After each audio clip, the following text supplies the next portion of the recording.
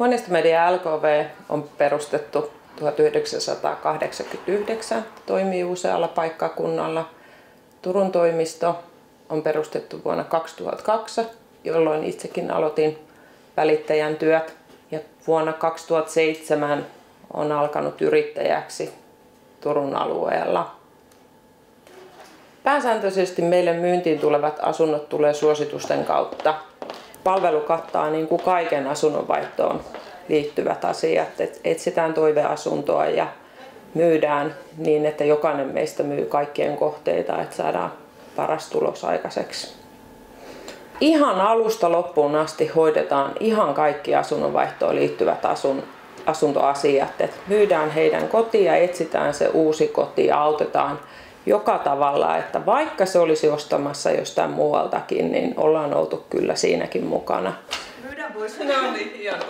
Joo, eli meillä oli henkilö töissä, jotka kehus sähköistä ajopäiväkirjaa ja rupesi sitten itsekin miettimään, että pääsisi varmaan paljon helpommalla, kun olisi sähköinen ajopäiväkirja. Ja sitten vaan useiden kehuiden perusteella niin Apax soitti just sopivaan aikaan ja pidettiin palaveria neuvotteluja ja päädyttiin Apaxiin ja olen ollut kyllä tosi tyytyväinen.